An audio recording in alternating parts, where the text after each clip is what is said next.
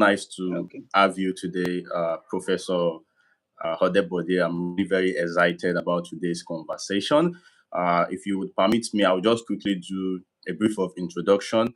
Then I'm going to relay my questions Thank to you you. so you can empower us, enlightening us with your years of experience. So, uh, um, everyone listening to us, I welcome you to the Last Gidi Farmer podcast, where we bridge cutting edge academic research with practical solutions to transform Nigerian agriculture. So, today marks a remarkable maiden episode. I'm incredibly honored to be joined by one of Nigeria's foremost authorities in agricultural extension and rural development. Our inaugural guest is no other than Professor Stella Olushola Odebode, Professor of Agricultural Extension and Rural Development, and the current head of Department of Agricultural Extension and Rural Development at the University of Ibadan. With over 4 decades of experience, Professor Edebode is a leading voice on gender analysis, women's empowerment in agriculture, rural livelihood, and transformative power of digital extension. So she has trained generation of extension workers, shaped gender policies at the University of Ibadan, also continues to champion inclusive, technological driven approaches to farming. In this conversation, we explore women, tech, and digital extension that is powering Nigerian agriculture, how digital tools are reshaping extension services, the critical role women play in Nigeria's agriculture future, and the practical pathways to make technology truly inclusive for rural women and youth. Professor Odebode, thank you so much for honoring us as our inaugural guest. It's a real privilege on the show today. So, if you would give us a brief of introduction about you and your expectation for today's event, that would be really helpful, man. Yeah. Good afternoon, everyone. I'm Professor Stella Oh, Olushola Debode, sorry, ma, your mic is not Professor of audible. Agricultural Extension. I can't hear you. I think your mic is muted. Uh,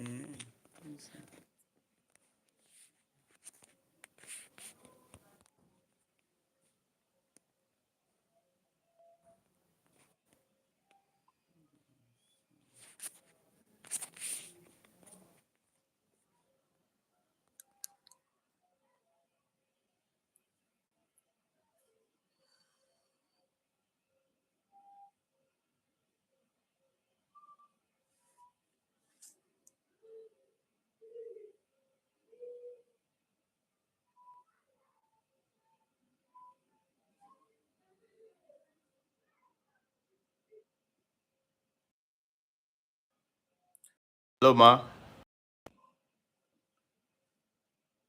Hello? Can you hear me? My mic is not muted. It's Hello, ma. on. Your mic is muted. I think maybe you have to disconnect and I have to reconnect you again. I can't hear you yet. Yeah, because my mic is not muted. I can see, I've checked it.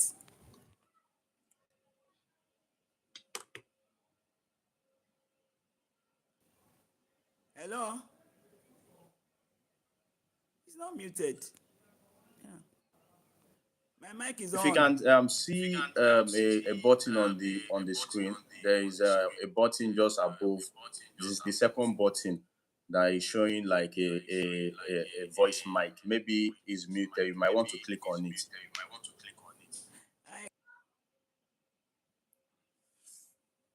I, I've uncluded. It's on mute now. The same thing with video. Video is name. Then I put it on again. So it's not muted.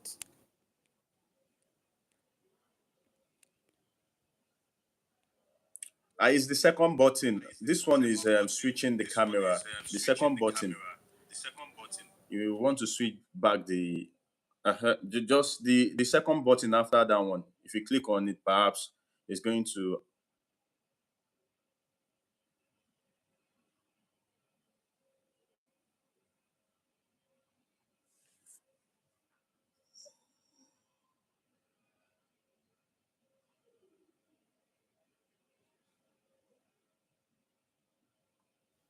Hello?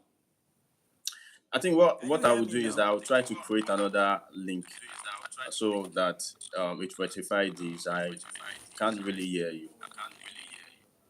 Yeah, because it's on mute.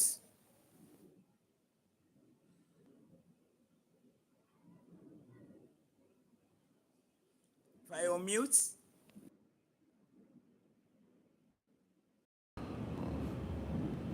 Okay, let her rejoin again.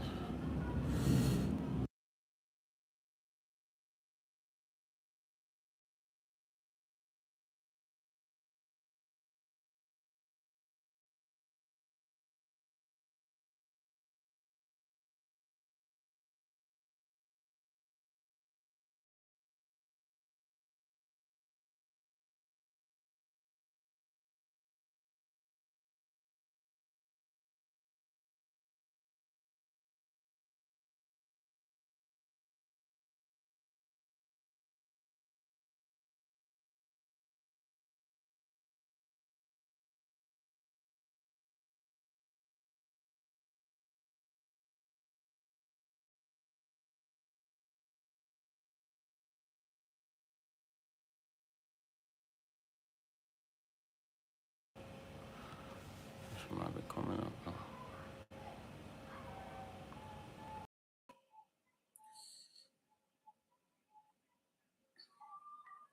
Hello, ma.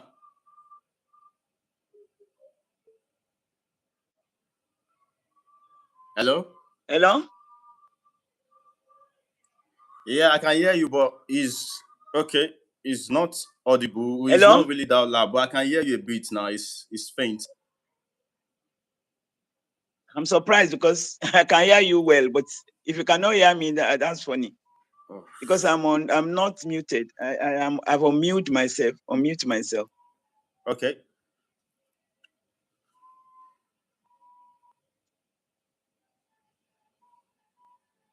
Can you hear me now?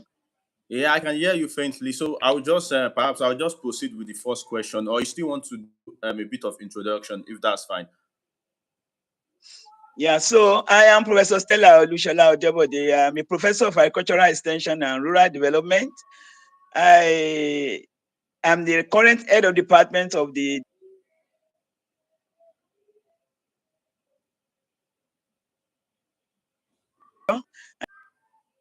led as the director of gender mainstreaming office of the University of Ibadan for 8 years. And so, but I am back in the department. We are involved with extension work. We've done a lot of work, even for the university.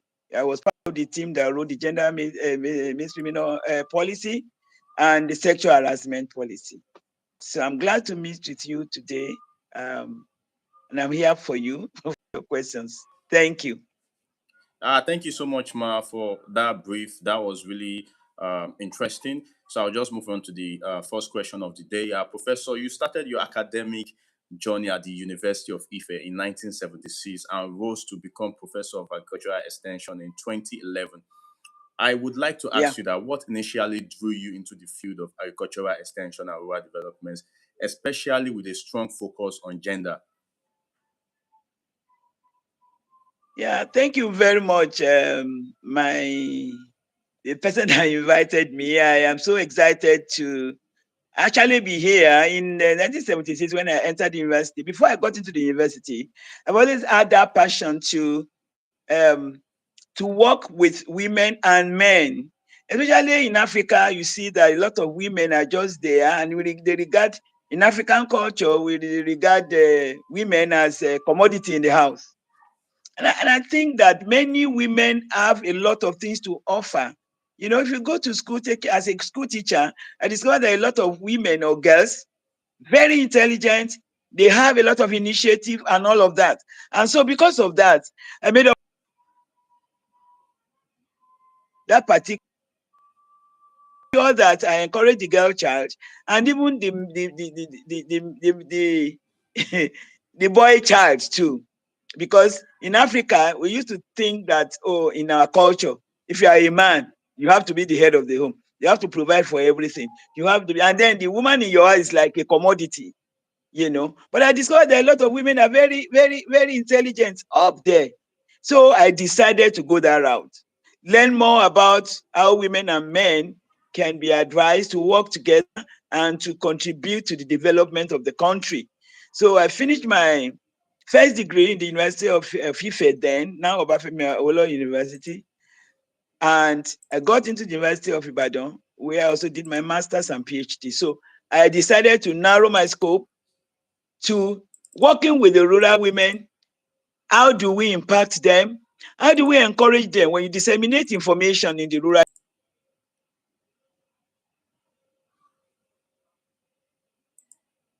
4 elements of gender, like boy, girl, the adult man, the adult woman, those are the 4 elements we have in the rural household. So they need to be educated, to be enlightened as to how to contribute to the development of the rural household, their own farming programs, and then the university, and then Nigeria in general.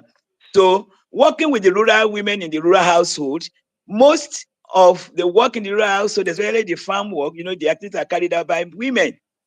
The women will follow their husband to the farm. The women will bring the food stuff back home, what they have harvested. We process it, and then you market it too. So you discover that if somebody can produce, can process, can market well, the family improved, the welfare of the family improved. There is something such people have to offer. So that actually helped in making sure that disseminating rural new ideas to rural women is not only for men, but both male and female can help in making the yield of the farm to increase. And that was actually my motivation. Yeah, that's really Thank you. motivational and really deeply impactful. And I see that over 25 years now, you have supervised 85 undergraduate projects, 73 MSc theses, and you currently have 5 PhD students in progress. This is really, really, really motivational. But you have said it on the part of, women more. I want to know what continues to motivate you as both a scholar and head of the department. Well, thank you very much. Of course, like I said, where we are, as a scholar, I have moved in different directions, especially as an agric extensionist. Going outside the country to many countries, see how they practice agricultural extension. I interacted with scientists all over the world, and I found out that we have a lot of things to offer. What is extension? Agricultural extension is an out of school, voluntary, informal educational process aimed at improving the standard of living of the rural populace. That is the goal of extension. And so as an extension is mixing with people from different parts of the world, I know that as a gender specialist, I will need to offer a lot. And so how do I impact my department? Not only my department, even my faculty. So when I was elected as a dean of the faculty, we had to make sure that all the goals that we have to increase the food security in Nigeria was put in place, encouraging all the department to focus on different areas, bringing them together and networking with other departments to ensure that we move the department, the faculty forward. Of course, moving the department forward. We had an outreach station where all our practical year students will go to from all the departments, including agric extension. Of course, agric extension is not only for agric extension department.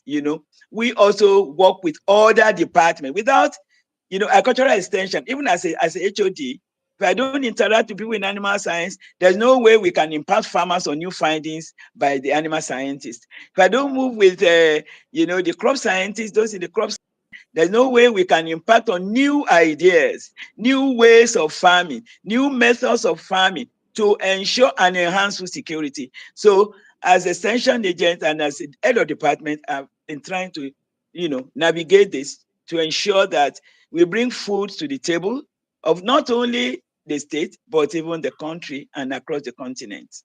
Thank you. Yeah, thank you so much, Ma, for that extensive submission. It was really, really insightful, helping to understand, your mission as the HOD, what continues to drive you, and also the impact Yeah. of extension, and understanding what extension is, and also how it connects to other disciplines. So in the lead up to today's conversation, we were talking about digital extension, right? And for our listeners, I would like you to please Yeah. explain what digital extension means today and how it is transforming the way farmers are receiving information and supporting and support in Nigeria. Because a lot of people still think Okay. about extension in this traditional sense. They do not have the understanding that extension is changing and incorporating technology now and performing better, and is becoming more responsive. Yeah.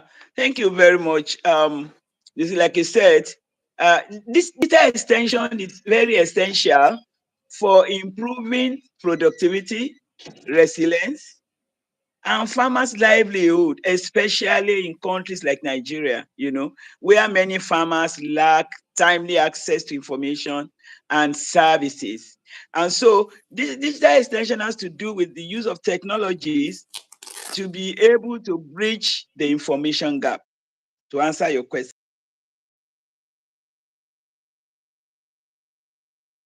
this often cannot reach all the farmers due to limited personnel that we have and logistics. So digital tools such as the use of mobile phones, apps, and SMS platforms will help to deliver real-time information on, for instance, weather, pest and disease control, then best farming practices. All of this will ensure that farmers make use of informed decisions at the right time. So without digital extension, it may be difficult for us to be able to have maximum productivity and to security, not only in Nigeria, across the continent. So if you permit me to go ahead, digital extension will also help to improve agri productivity, because it enables farmers to access modern techniques and innovations, you know, maybe through videos, through voice messages, and other online training. Farmers can learn improved planting methods. They can have access, they have access, better access to seed varieties. They can also optimize fertilizer use. So all of this will lead to higher yields and then better produce. Moreover, digital extension will help to enhance market access. Many farmers struggle with their, finance or maybe fair prices. But on the digital extension platform, we can connect farmers directly to the market. We can provide price information. We can reduce exploitation by middlemen. So it helps to improve income and reduce post-harvest losses. What about cost effectiveness? Digital extension helps to make cost effective and scalable. What do I mean? Unlike many traditional extension that requires physical, visit, digital.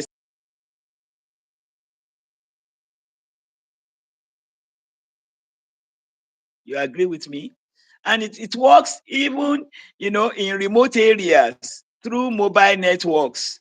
So this makes it more sustainable and scalable. So the role of digital extension in Nigeria and then across the continent cannot be overemphasized. If we look at the support for climate smart agriculture, with increasing climate change that we have now, we have challenges. Farmers need timely advice. The digital extension provides early warnings on weather changes. It also helps, in climate change or smart farming techniques, and then risk management too, strategies. Through that, you can also get from the use of digital extension. So all of these technologies will help to also promote financial inclusion, you know, like mobile banking, credit facilities, insurance services, all of these empower farmers financially and encourages investment in agriculture. What about the youth? For Uh, example, now we also have a course in our department with the youth. It helps us with the youth engagement in agriculture. There are a lot of youths. You can easily work on technologies, mobile phones. So the digital tools make more effective, especially or more attractive to the young people. Like we are in university, you introduce them to technology-driven farming, which they love, helps to create opportunities too in agri-tech, which they enjoy, even as we interact with them in the university, in the Faculty of Agric and in the Department of Agric Extension. It also helps innovation and entrepreneurship, which they really buy, and we are happy, even as researchers and as teachers, to be involved in such with our students, because it is very powerful. It's a powerful tool for transforming agriculture. I mean, digital extension. It enhances knowledge, in summary. It enhances knowledge dissemination. It increases productivity. It improves market access, like I said. I'm saying that in summary. And it builds resilience against climate challenges. So for sustainable agri development with the government, for private sectors, and then stakeholders, there is a need to invest in digital extension systems. Thank you. Thank you so much, Ma. That was very, very, very elaborate. It's more like I'm in a lecture room now and I'm receiving a very high level lecture. And I'm sure that the audience listening to us, they would find this very, very insightful and beneficial. Having a solid understanding of what digital extension is and the role it is playing, to facilitate information, to Yeah. deepen and to include, people that are being left out of accessing information input, and also in, helping them to access markets so that it can reduce post-harvest losses and also enable, their earning of higher income and improve their livelihood as well, and with the impact extending to women. Now, I want to ask for um, rural communities, because we have many rural communities that still face poor internet and low digital literacy. So I want to ask that, what do you think are the practical strategies that you recommend that could make digital extension truly inclusive, and especially for smallholder farmers and women? I'm talking about, unrolling the stumbling block for them to accessing digital extension here. Yeah, thank you very much. This question has come up many times, even when I go to media houses and they ask, you see, if the government buys into this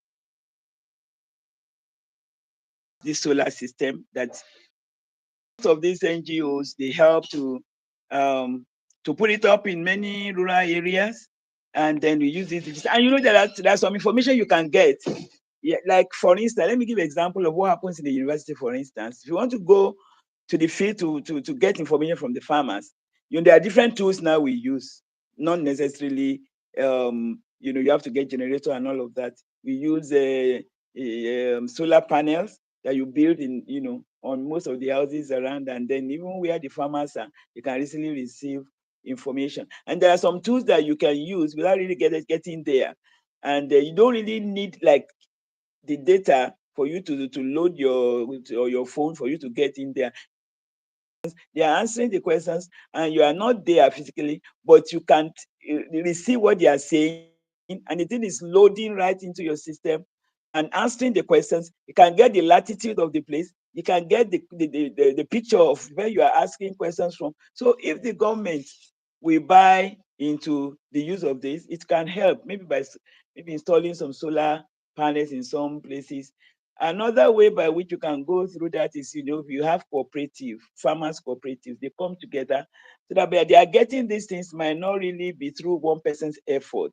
It can be the contributions of all the farmers. And when you want to work with the farmers and you want results, if you use cooperatives, they network together. For instance, you have Cassava Association of Nigeria, Oil Palm Association, and all of that. When they put what they have together, they are able to install all of these little things that will not really cost much. The government who can help, maybe through the local government levels, maybe, making sure that all of these like panels and all of that can easily reach to them.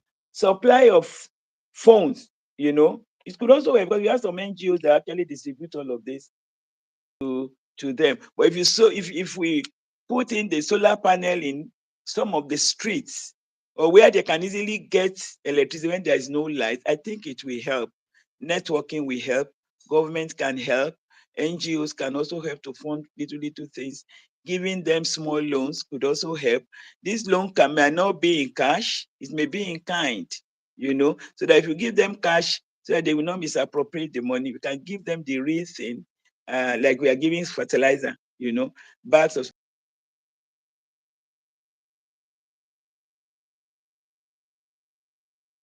living system that can help to use these digital tools. Because I work with the Bill and Gates Foundation, and we discovered that if the foundation discovered that if they can help to build some of these things in different local government areas, and they use some of these digital solution factories or companies, it will help to ease the rate at which they receive information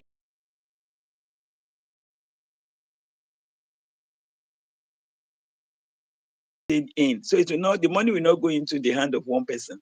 It goes straight into the community, and then it helps out at the end of the day. Thank you.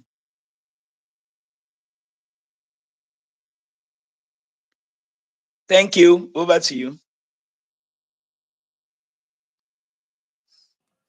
Okay, Ma, thank you so much for that. I took quite a number of things from your submission, the importance of digital infrastructure itself, like solar and, distribution of phones, and also, helping um, ensuring that this is not only being delivered through the government, but also welcoming the collaborative approach of NGOs, and you should also have the private sector as well. And that's really great. So I'll just move on to the next question. We are in the thoughts segment now, where we are looking at the women's role and gender in agriculture. So this part really interests me because your research has consistently shown that women contribute 60 to 80% of food production in Africa, and yet significant barriers in land ownership, credit, technology, access are what they face, despite their immense contribution to food production in the nation and in the continent. So I'd like to ask you that, what do you think, or I believe that, I'd like to ask you that, what do you know are the most pressing gender gaps in Nigeria agricultural extension today, the most pressing gender gaps that we need to have a lesser focus on and address them? Thank you very much. To first answer your question, the role of gender, because when you say gender and women, women is already part of gender.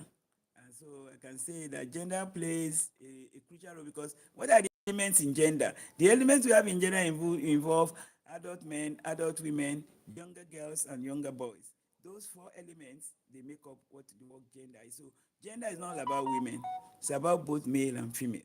So gender plays a crucial role in agriculture, and especially in developing countries where both men and women contribute significantly to food production. So their roles and responsibilities, and then access to resources often differ. So understanding these differences is also essential for improving agri productivity, and then ensuring that technological innovations benefit everyone equally. Equally. For example, gender roles in agriculture. Women are heavily involved in agric activities such as planting, weeding, harvesting, processing, like I said before, and storage of crops, marketing of farm produce, livestock care, especially small animals. So in many areas, in many rural areas, women form a large percentage of the agric labor force. And what do they contribute? They are responsible for land preparation and heavy farm work. In most parts of the east, you see a lot of women even driving their okada and all of that, going to their farm and all of that. Ownership and control. They own and control land.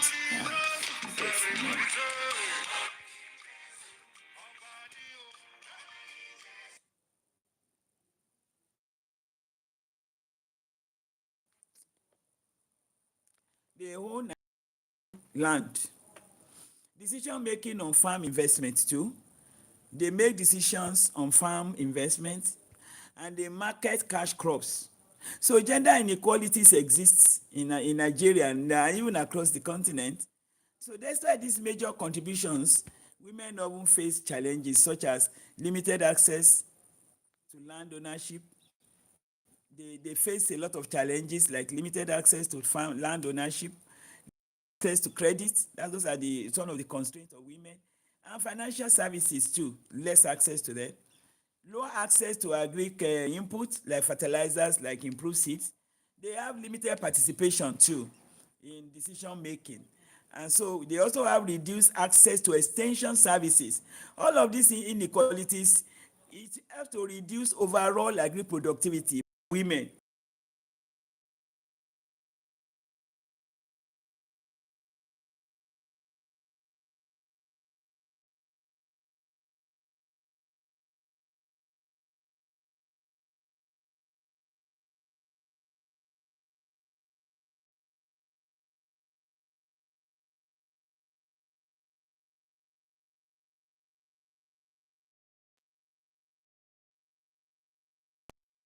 And then to improve yield.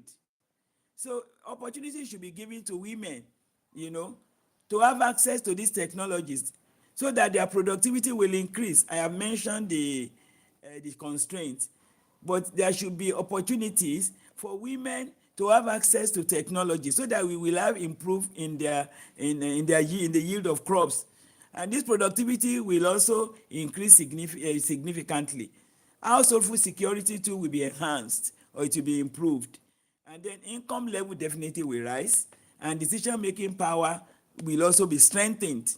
So it is important for us to have gender inclusive technology so that the technology for technology to be to truly improve agriculture, it must be gender inclusive. And what technology should be affordable and accessible to women. I hope you are hearing me. Training programs should target both male and women, not only male alone.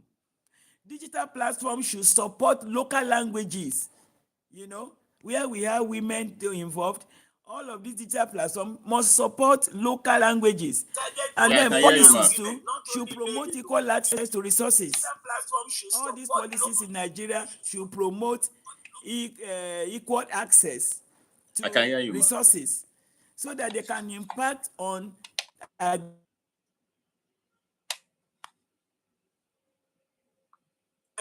promote the farm productivity will definitely begin to increase. Poverty levels will decrease, food security will improve, and the economic growth is enhanced, subsequently. So we have different studies that have showed that if women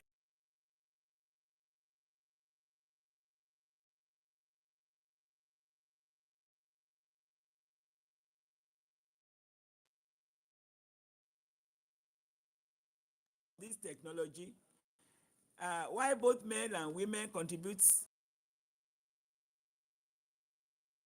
food, which I think I want you to understand and believe it.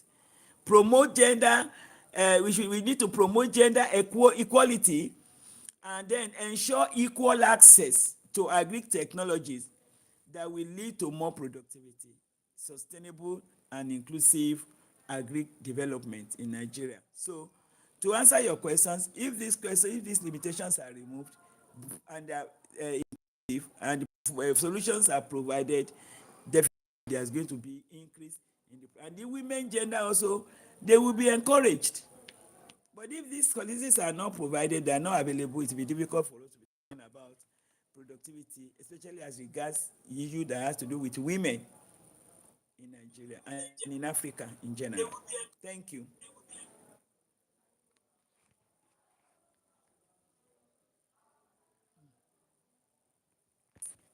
Hello? Uh, Hello? okay, are you done, man? Should I go on? Yeah, go on because I can't hear you. That's why. Yeah, I'm with you, man. Can you hear me? Yes, I can hear you now. Okay, so thank you so much for that. I caught a lot from that. You explained gender. When you talk about gender, it's not just about women alone, but also male, and also distinguishing the female gender, the adult women, and also the girl child.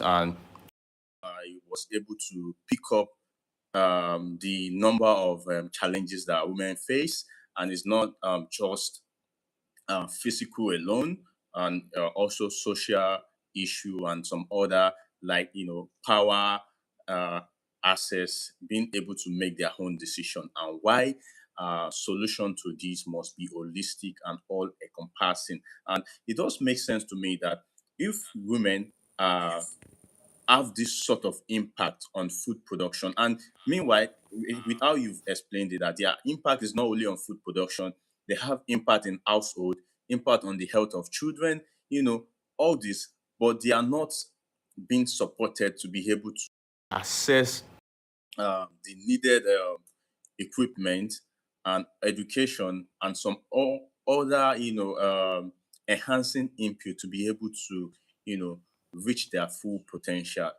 Then it means that we are shortchanging ourselves, right? So I want to believe that we have people in power that are listening to us today, and we can be having policies, responsive policies, tailor-made policies that are addressing this issue, helping women to equitably access opportunities, resources that helps them to reach their full potential, right? So I move on to the next question. Professor, you have worked extensively on women cooperatives. You are talking about women cooperatives initially. Sweet potato processing for income generation, and also home gardening for food security. These are the things that you have worked on. I want you to just share one or two success stories from these your works. Where technology or improved digital extension helped rural women increase their income and livelihoods. Thank you. Yeah, thank you very much. I cannot hear you. I cannot see you, but I can hear what you're saying. Yeah. So I work on cassava as a crop when I was doing my PhD, and I worked largely on cassava and sweet potato.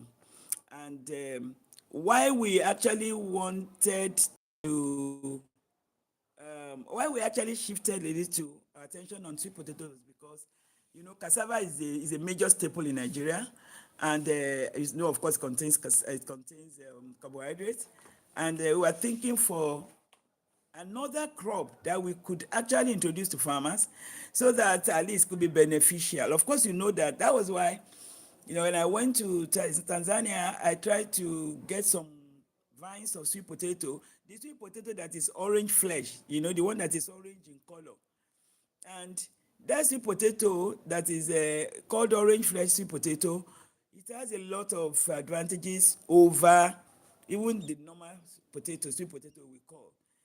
It's a very hardy crop. You can plant it 3 times in the year. You can introduce it to farmers. And then it has, you only need to plant the vines, where you have the bud. So you just cut these vines and put in the cellophane bags, and it grows. You don't need to carry the tubers to go and plant. So it's advantageous in that way, and you can multiply this sweet potato to very many plants without carrying a lot. Then it is rich in vitamin A, you know, and it has a lot of beta carotene, and then it is also used. It can be taken by pregnant women. It has a lot of advantages, you know. So we can even cook it as stew, you know, make it like you are making egusi soup. And when you grow it, you take the leaf. Okay, we make it in so that we can make it to chin chin, chin chin, puff puff, you know, cakes, and you can even mix it up with bread, with wheat bread, and make bread from it. So women can easily sell this. You can make it into chips, you can fry it, and very rich. So I went to some communities. I was a part of a particular project, and we went to a particular rural area, and we discovered that majority of those women in the rural areas, they were blind. They had night blindness. They told us about it, and the group of personnel, the medical personnel amongst us, they were trying to prescribe, okay, how is it in a particular village you have majority of the people having night blindness in that village? So they thought probably, oh, the witches in this village are very strong. So, but as an extensionist, they were trying to, you know, maybe we said, let's take the sample of their blood and see how they're faring. And by the time they took blood sample and they went it for test, we discovered that a lot of them lack vitamin A. So instead, now they were not thinking, okay, why do we now buy a capsule, vitamin A capsule, to solve the problem of night blindness, to change the mind of these rural people? So me as an extension agent, I said, oh, I have some crops, potato crops, including Professor Koloda then in agronomy, you know, that I took from Tanzania and Japan, and that we could multiply it and give to farmers in that particular community. Instead of us to buy vitamin A capsule that we may not be able to sustain because of the cost, let's try this sweet potato and educate our farmers, the women, on how to produce it. And so they gave it a try. So we came to UI and we took the vines from agronomy with what we had from the late Professor Akoloda. And we said in another 6 months, we will be coming there to check again to see whether this thing can control this night blindness, because we know it has a lot of vitamin A. We did that, and as agric extension from our own department, we went there to give enlightenment, organize seminars. How do you use sweet potato, the flour, how we can make it into chips, how we can blend it into flour. They made it into cakes and all of that, and they got it. They planted, they processed it, and no, and behold, a lot of them are now selling fruit potato chin chin, fruit potato, you know, puff puff, sweet potato, everything. They were so amazed. So in another 1 year, almost a year, we went there together again with the team that went with the medical personnel to take the blood sample of these farmers in a very close village here in Ibadan, close back. I don't want to mention the name, just for security. So by the time they took this blood sample, lo and behold, the night blinded had gone. So what happened? So the sweet potato, orange flesh sweet potato became a magic crop. We are selling it, they were happy with it, they were selling it, and they got a lot of money from it. So to answer your question, because I have a lot of examples, let me just share that one for you to know that now it became like an alternative crop to cassava. So you don't need to do cassava. You can make cassava, sweet potato into gari. You can make cassava into lafu. You can make sweet potato into all of this the same way we do cassava, and it has a lot of medicinal purposes. So that was why until now you still see people selling orange fresh sweet potato here and there and all of that. It's very beneficial. That's just one out of many examples that I can give you. Thank you.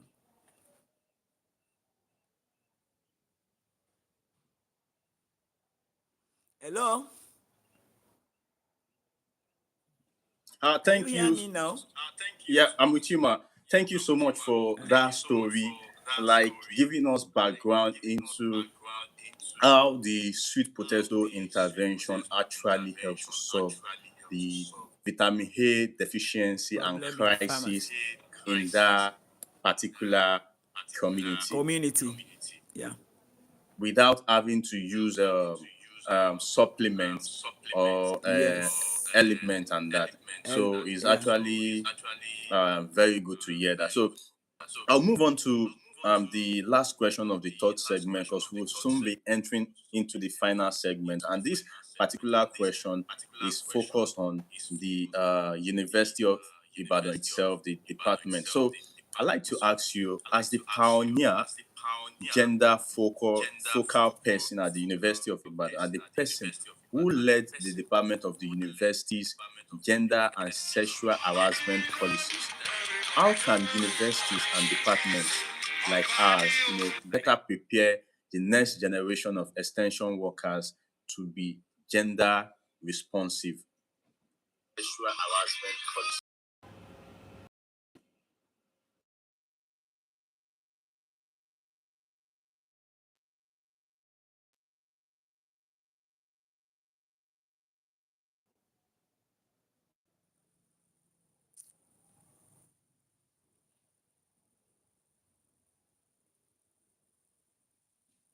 Did you get my question, ma?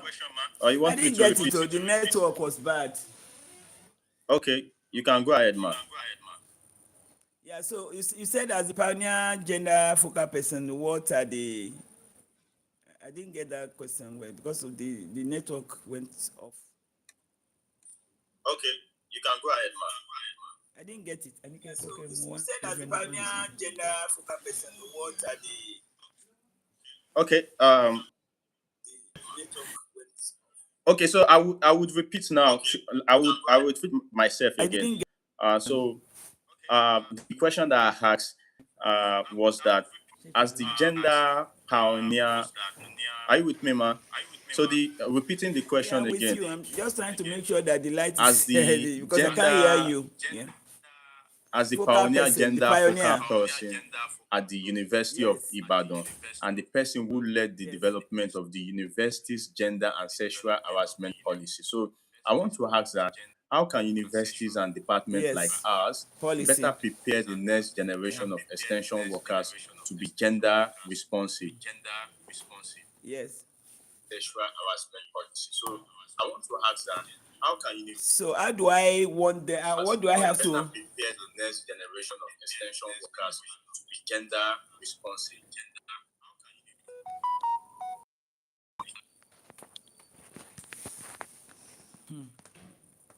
I think your network over there is not okay. I can't hear you.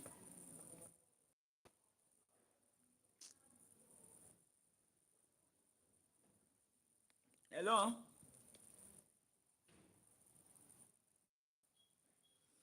Hello. Hear you. Can you hear me now, ma? Can you hear me? I can't hear you. I think maybe at your side. I don't know what's going on. I can't hear you. Yeah, the problem on my part is that I cannot actually hear you from my phone. I can only hear you from my computer. So that's why. And so my computer has some second delay. So I have to, Okay. yeah, so that's the problem. If you want me to repeat the question again, you can just nod so that I will go ahead again. Do you want me to repeat the question again? Okay. Okay. All right. So I will go ahead Ye- to repeat the question again. So what I'm asking is Yes, sir. that you know that you were the pioneer gender focal person at the University of Ibadan and the person who led the development of the university's gender and sexual harassment policies. So I'm asking that based on this work that you've done, that you know, how can universities and departments like ours better prepare the next generation of extension workers to be gender responsive?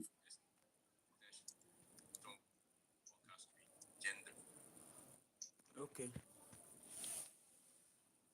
Better prepare the next generation of extension workers to be gender responsive. Okay. Thank you.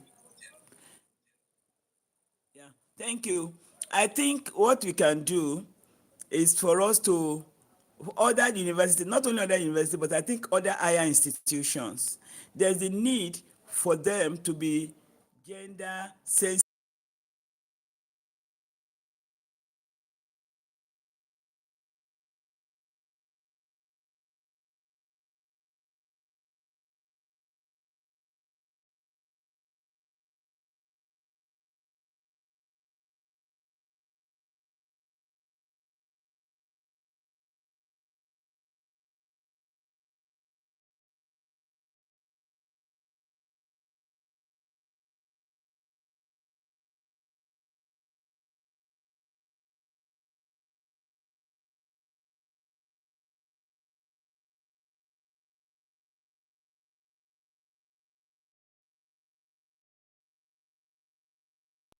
sensitive, to be gender responsive, because if you are not gender responsive, most of the opportunities that will come to such university, they will be denied that university. So every university should be they should be committed to the establishment of gender sensitive institution, and this should be reflected anywhere.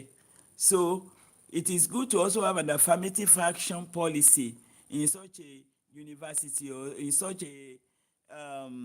such an institution, because to strengthen itself by utilizing all available human resources for its core activities in teaching, in research, and in service, such a university must have a gender policy. In the pursuit of this one, of gender equity, is embedded within the framework of fundamental human rights. Gender policy is agenda. It talks about fundamental human rights. So I will encourage institutions to have such, to ensure that we have gender equity in representation of staff and students and all of that. So there is the need for such institution to have gender policy, so that all, both male and female, can be encouraged to be involved, and then they will be committed, to the policy of the institution. Student and performance, recruitment and equity in the representation of such university. So there should be institutional culture for such university too. Networking will be very enhanced, research and innovation will be improved, and then engineering resource mobilization and budgeting. So all of these are embedded in gender policy, and it will help in improvement of student welfare, staff welfare, and then having a gender. We have done a lot for the University of Ibadan in that regard. We have gone to different universities to ensure that they have gender policy. Why? There are lots of advantages of having gender policy in any institution.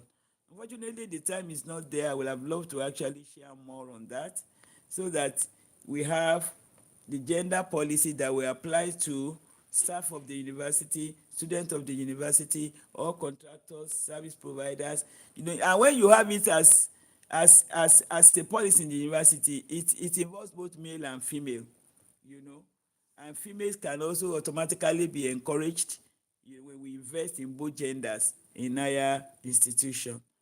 So I think for now that's what I can say. There are many things to say, but I think the time is not just there to complete, to be able to do it really well, so that but it's important for every university, every institution, every college, whatever, tertiary or primary. They should have a policy that will guide such institution, so that both male and female can be encouraged to participate equally. Thank you. Okay. Thank you very much for that submission. And we would now begin the last section of the conversation, looking at the future vision department and what you have for the youth. So my first question would be to ask, many of our listeners are students, are young graduates, and they will want advice from you, obviously. So I want to ask that, what advice would you give to young people who want to build careers in digital extension or gender focused agricultural development to make an impact in the field and contribute to the whole progress of the field? Yeah, maybe you take it again. You can take it again, because if you say young cannot, is it in extension and digital extension, or any young graduates wanting to build their career in Okay, okay, digital extension? I will take it again then. I'll take it again then. Okay. Are you with me, ma? I'm hearing you now. Okay, yeah. So I was asking that, many of our listeners and students are many of our listeners, they are students and young graduates. I'm talking about Yes. the discussion that we are having now, and they would obviously like, advice, from a well experienced and engaged professional as you. So I like to ask you Yeah. that, what advice would you give these young people who want to build careers in digital extension or gender focused agricultural development, to have impact in the space and contribute to the progressive development of that space? Yeah. Yes. Thank you very much. I think the network is not really good, but I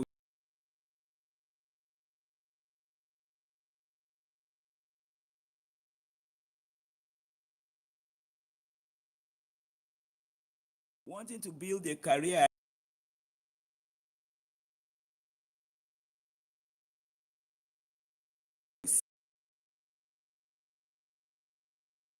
future focused, especially as agriculture becomes more technology driven, you know. And there are a lot of practical ways or realistic advice that I want to give to the young graduates today for them to get started and grow successfully. And the first one is to build a strong foundation in both agric and technology. Make up your mind to build a strong foundation in both agriculture and technology. Digital extension sits at the intersection, of farming and tech. So you need both. Very, very important. You need to understand core agri practices, maybe like crops, like livestock, climate, soils, and learn basic digital skills. Very important. Even in now, this is the age of AI and all of that. So there is a need to build all of this, learn basic digital skills such as data collection tools, mobile surveys, social media for outreaches. We need to build that, and then simple data analysis using all of these digital tools. I also encourage all our youth to learn digital tools that we use in agriculture, especially those that, even those not in agriculture, everything is cutting across now. Focus on tools that are already transforming extension services. There are many tools now transforming extension services, like mobile advisory platforms, like SMS, SMS based farming tips. They need to know that GIS, even those in geography, you need to be familiar with GIS and mapping tools to map out where you want to work, to map out how it can help you, to map out the good soil and all of that. We also to be familiar with farm management apps. There are many apps that are used now. The time is not just there for me to be able to explain more of it. So the young one farm management tools, they need to be familiar with WhatsApp, Telegram for farm engagement or farmers engagement. You don't need to be a graduate alone to learn it. We all need to be familiar for farming engagement. And then they need to be also familiar with content creation media. Even as I'm talking to you now, notes in local languages. As I'm talking to you, we can use this mode to talk to some farmers in their various places. They'll be hearing me, and they'll be hearing the message, and they make use of the message.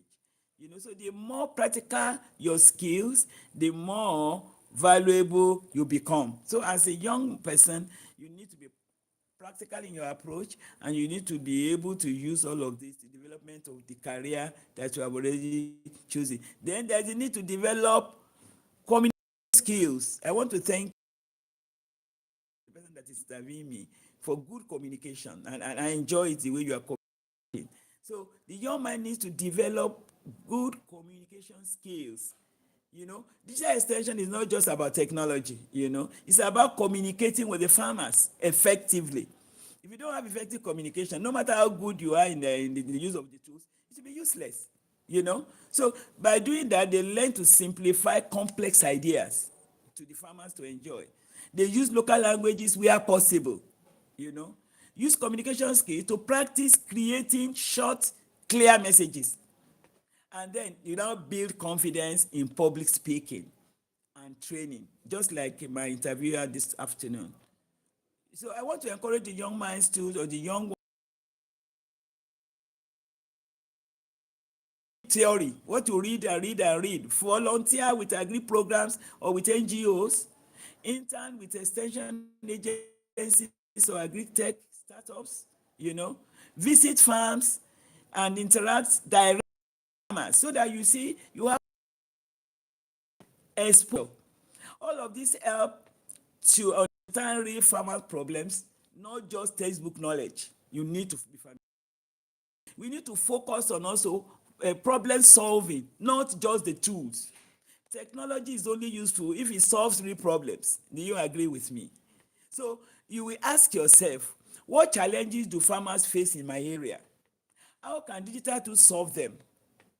Is the solution affordable and accessible?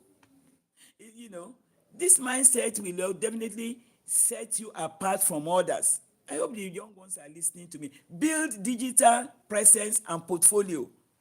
I can tell you, my interviewer, that you have built it, and I like the way it's showing up. Show what you can do. Share agri tips on social media. Create short educational videos. Write blog posts or maybe simple guides. Document your field experiences. Put them on the internet. This will attract employers, it will attract NGOs, it will attract partners, and they begin to look for you. Network with stakeholders, key stakeholders. If you just do it at your room and you don't build a network, it will be difficult. So you connect with extension officers, connect with agri-tech companies, connect with NGOs in agriculture, connect with government agri programs so that you make yourself visible. Attend workshops, seminars, webinars, training. Opportunities often will come through all of these connections. So you can build your career through many sources. Be open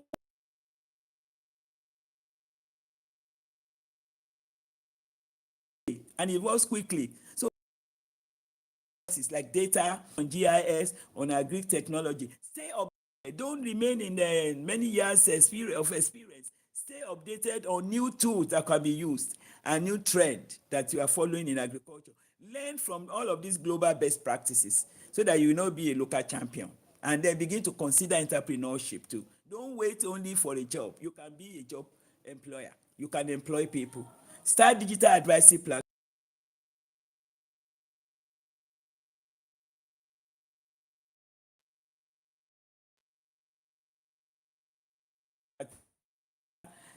community. A small agri tech solution, people will look for you, as a young person. Start small and grow gradually. I think in it all I want to say, be patient and be purpose driven. If you don't have a purpose in life, you're not going to make it in life. Most young people want to just achieve within, we are talking about the millennial age, all of this Gen Z and all of that. Be patient and be purpose driven. Impact in agriculture, it takes time if you want to impact on agriculture. So focus on helping farmers genuinely. Be consistent even when growth is slow.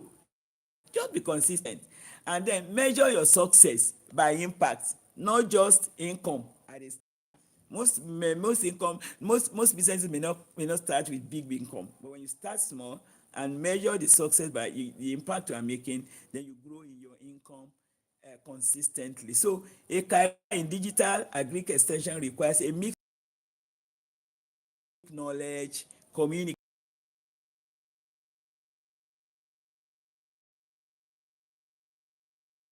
and focus on solving real problems.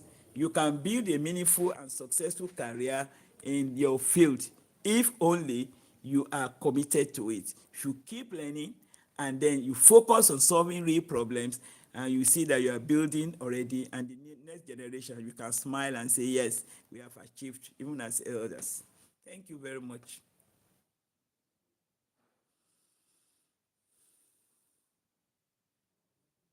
Over to you. Okay, Ma, thank you so much. I think this particular part of this section, it needs to stand alone. And what I'm going to do is that I'm going to create it separately so that people, the students, the listeners can have a clear um Yeah. understanding of this. That particular uh, part, if people listen to it, I'm very, very sure that it's going to help them to power their career. It's going to That's reshape their great. mindset and help them Yeah. achieve the impact that they want to achieve, right? Yeah. So I know that you're a very busy person, Prof. And I do not want to take much of your time. So it's just three questions left. So the three questions are very brief. I'll give you insight into the question. Is going One is going to be on policy. The other is going to be on the final message that you have for our listeners, and the third one, not in um, subsequent order. The third one is going to be about, when we are having discussion, you wanted this to be a recurring podcast series, and that we can have a documentary as well, and also seminar. So I'll go on with the first question. You have expressed strong interest in in a recurring podcast series and also a documentary about the department, right? So I'd like to ask you that what would you like the series to achieve for the Department of Agricultural Extension and Rural Development, the Faculty of Agriculture, and the university as a whole? What would you want with this, so that it helps us to better understand how we can come in and, deliver the impact? Thank you, man. Yeah. So what? Let me say it again. What I would like the university to do to impact, is it the next generation, or the population in Nigeria, or the question is not clear. Sorry, you are. I'm not hearing you very very well, but I am listening. Can you take it again, please? Do you What will want me I to come like again, to? man? You want me to come again? Yes, yes, Okay, let me yes. quickly What will I? um, go on that again. So the question is basically an a backdrop of what I and you had been discussing.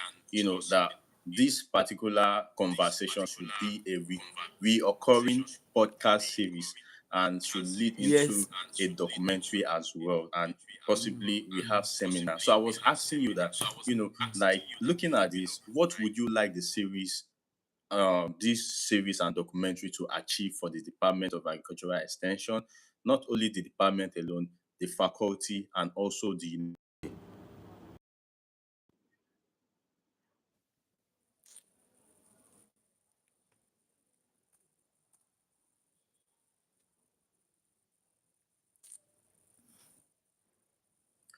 Did you get that, man? No, I cannot hear you. I I don't should know come what is again. going on. Yes, I can't hear you at all. You want me to come again, man? Yes. Okay, am I Yes. audible now? Yes. No. Okay, fine. I'll go again. So, this particular question is just following the conversation that you and I have been having before this particular discourse, that you wanted this particular conversation to spill into a recurring podcast series, not just one, that many should follow it. And you Yeah. also, when I spoke with you about documentary, you said that is very good, and also a seminar. So my Yeah. question now is regarding this, that what do you want all this to achieve for the Department of Agricultural Extension and Rural Development, and also the Faculty of Agriculture and the university as a whole, the podcast series and the documentary, what you would like it to achieve for the department and the faculty and the university?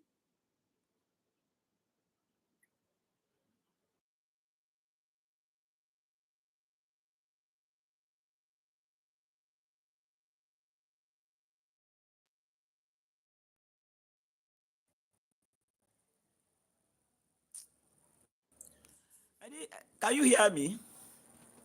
Yeah, I can hear you, ma. Did you get the question? Yeah.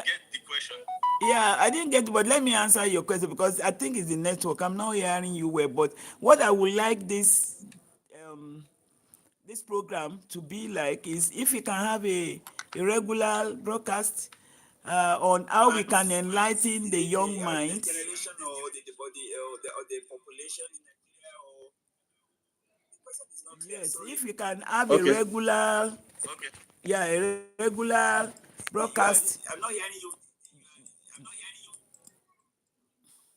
Okay, maybe I will come again now. And okay, so the question now is, we are looking at a recurring podcast series, with the department, Yes. where we'll be Yes. interviewing several lecturers and Yes. Yes. students Yes. and staff of the department, right? And Yes. there will be a documentary and a seminar as well, right? So I was asking that, what do you hope all these thing that we are trying to do achieve for the department, the faculty, and the university as a whole?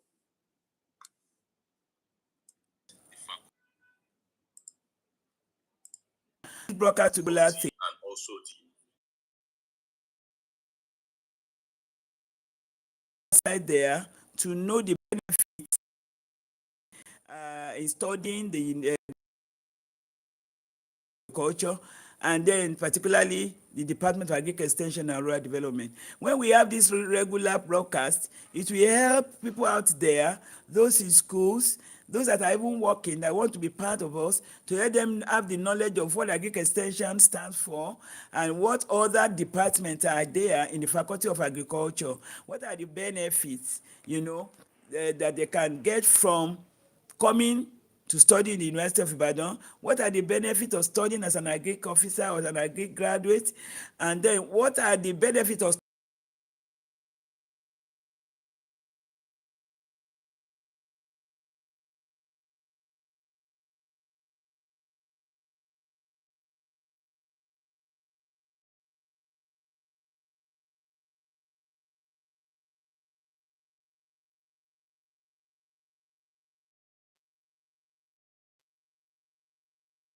an overall development of a nation?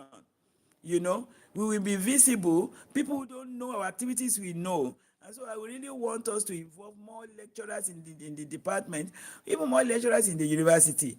This may make those that are outside there that may not understand fully what agriculture starts to. I know of your universities, and they don't have the faculty of agriculture at all, and they are eating.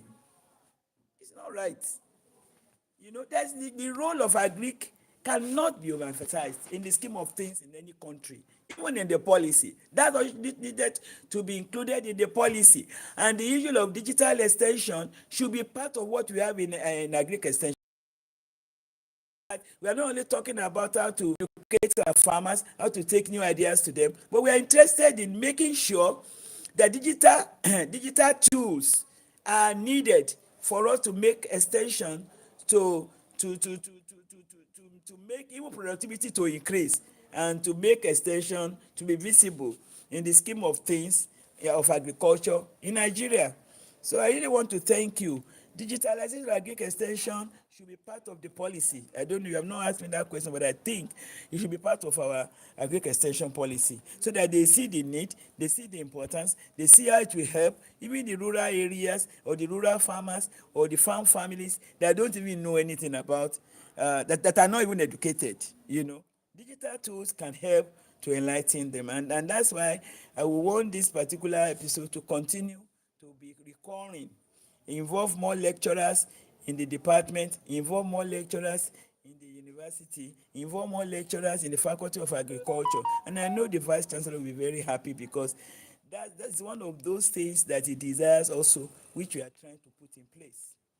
Thank you. Of things, yeah, of Okay, thank you so much for that. That's really, really, really um, uh, what I would like it to be.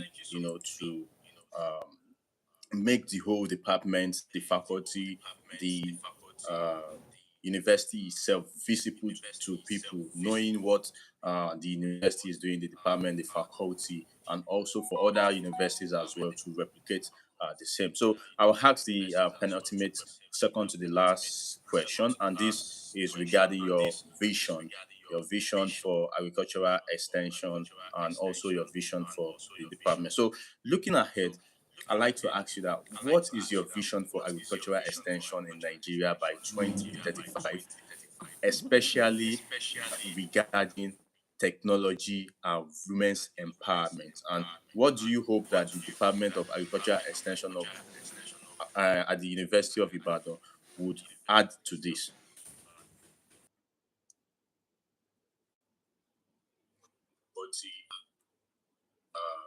University.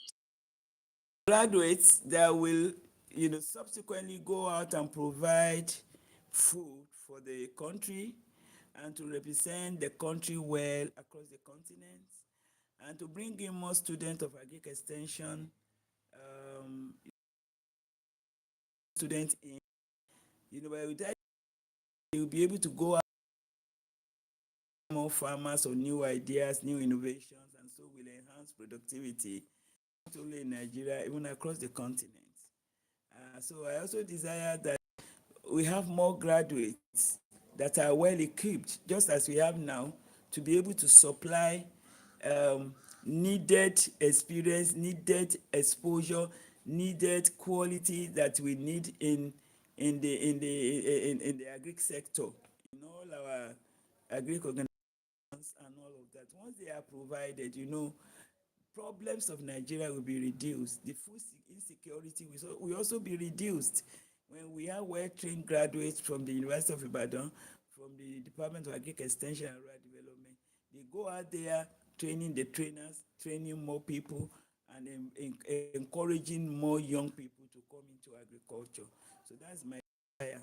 And my desire is also to encourage the woman gender to also be forthcoming, giving them duties or giving them roles that will also promote agriculture and will enhance productivity in Nigeria so that they can stand out, they can speak up, they can be anywhere, and then whatever training we've given them from the University of Ibadan, they can stand in the gap to promulgate it to other people in other countries and even in Nigeria. Thank you.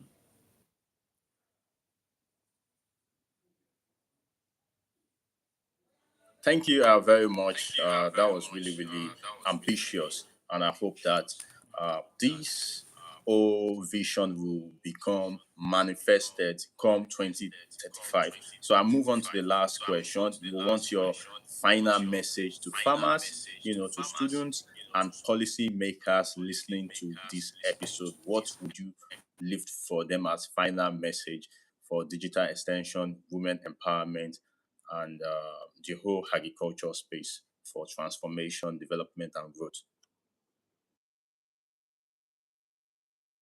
Final message to the government, um, the policy, of course, the government also are the policy makers, and then the students, and maybe my colleagues too.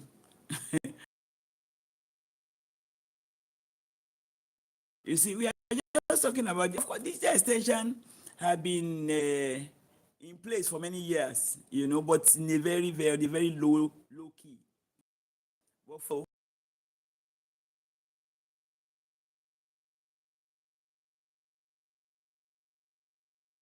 we also teach online and all of that, and it's really helping our students to grow and to be more knowledgeable.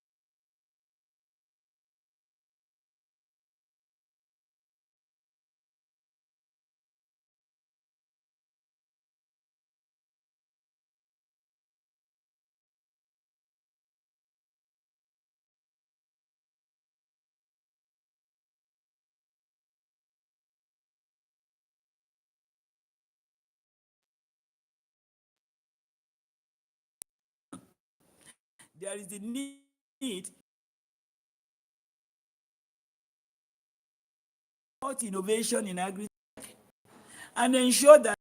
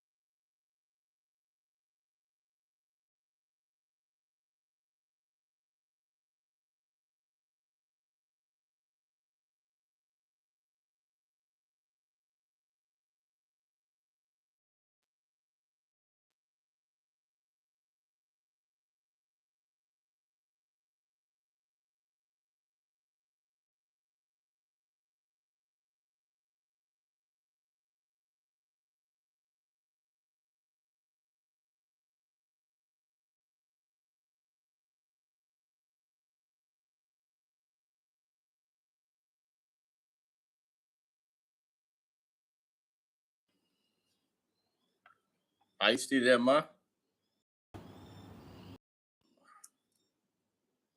On this note, I want to thank you for listening, and I pray that we have another time when we discuss more of those things that will make our culture.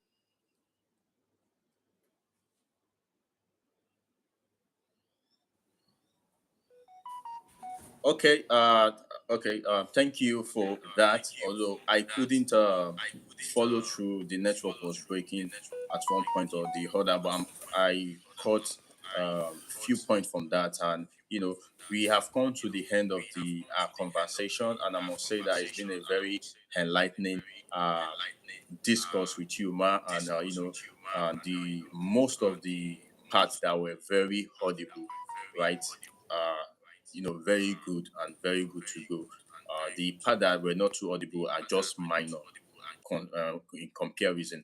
So that is actually very great. So it makes for a good episode. So like I will always do, I'll just run up a quick summary of the discussion so far that we've had. The discussion that we intended to have today was, transforming Nigerian agriculture with women empowerment and incorporation of digital extension, right? That technology, improved technology is making possible nowadays. So here is the argument that, you know, bulk of our producers, food producers, are small farmers that are inhabiting rural regions. So basically, rural inhabitants. But the problem now is that also bulk of these producers are women. So they are basically the backbone of agriculture itself and engage in different activities across the agricultural value chain.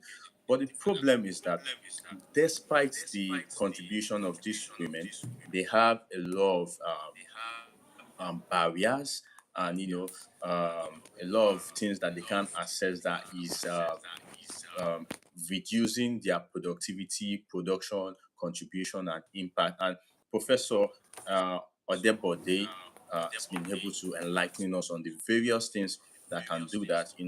Access to input information, access to market information, access to market itself, the financial means, and also being able to make their own decision, participation in decision making, both in household, farming system, and in the society at large, right? So, Professor Debode made us understand that the impact of them not having access to the required enhancing input is not only limited to food production itself, pushing food insecurity, but also health challenges for children, increased mortalities, and also that there is reduced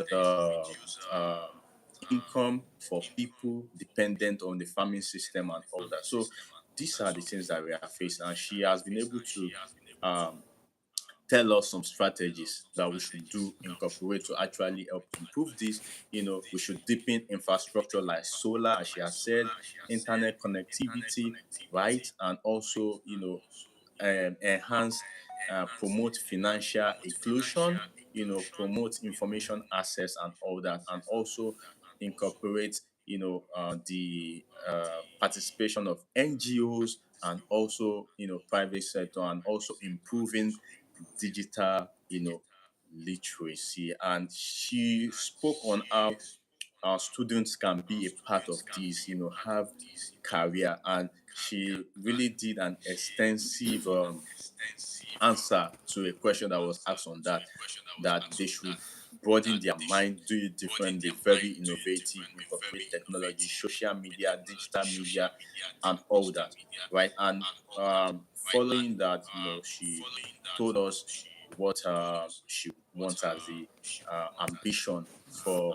the digital extension and for women incorporation in agricultural extension come 2035. And she also made us aware what she would want, the docu series that we'll be having with the Department of Agricultural Extension, to portray what the department, the faculty, and the university is doing, and for other universities to incorporate that, to promote learning, education, and all that. So I hope I've been able to make a good summary of what we have discussed today. So here I am. I want to deeply appreciate Professor Odebode for being here with us today, being the head of the department. I'm sure that she has a whole lot of activities that she's overseeing, and she just has to be here, right, to enlighten us, just like what she is very, very passionate about. Deep impact in the agricultural space, agricultural extension, and also women increase and improve involvement in the space as well. So I'm very, very happy that she has passed good recommendation about my communication skills and about what I'm doing today. So it really empowers me and motivates me to do more. So I want to say thank you, Ma, for the good remarks that you have giving me, and I really appreciate that. So we look forward to engaging with the docu series and also the seminar soon. And I've come to Yeah. the conclusion now, to the end. So if you have any other thing to say, you can just say it. Then I will end the podcast. Yes. I really want to thank you In the agricultural for the space, good job agricultural that you have extension, done. and also Uh, women increase and improve involvement in the space as well. So I'm very, very happy that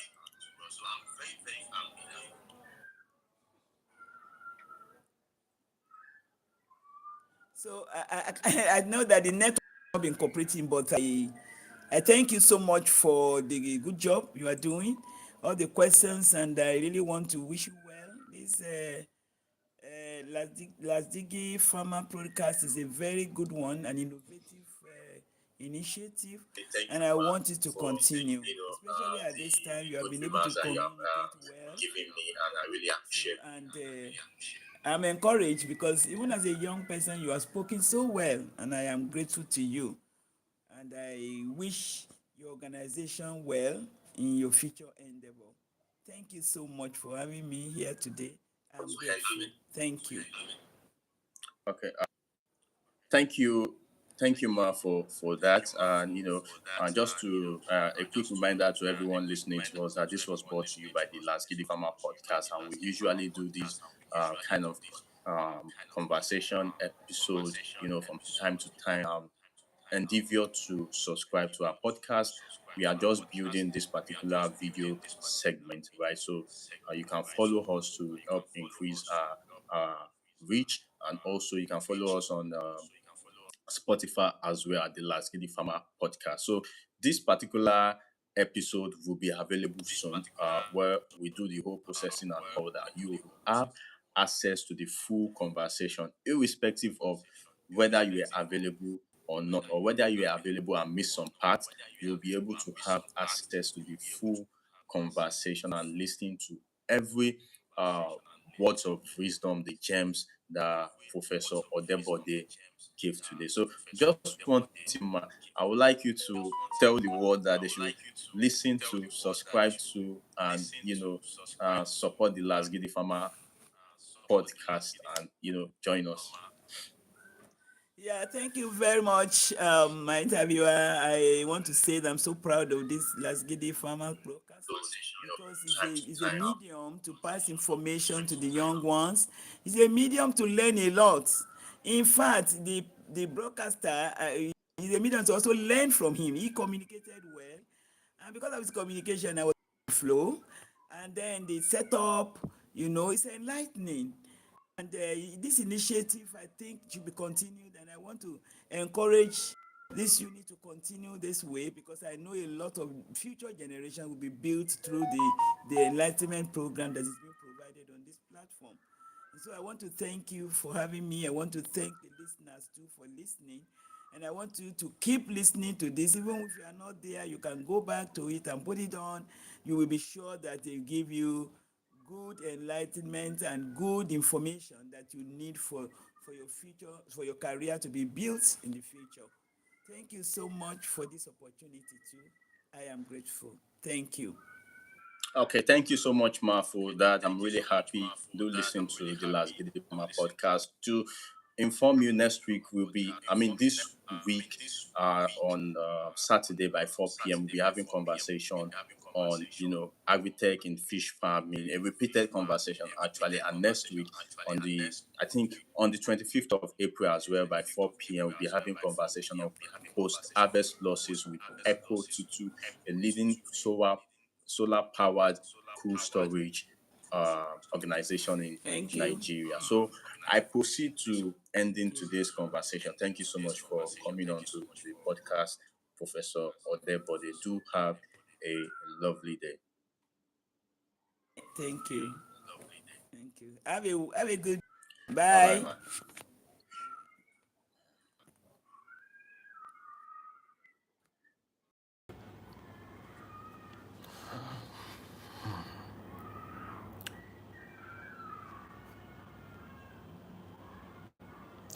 And just to quickly mention, thank you for everyone that joined us. Sarah, Hussein, IBF Farms, we really appreciate you for staying around and others that we've been listening to us all day. Do have a lovely day.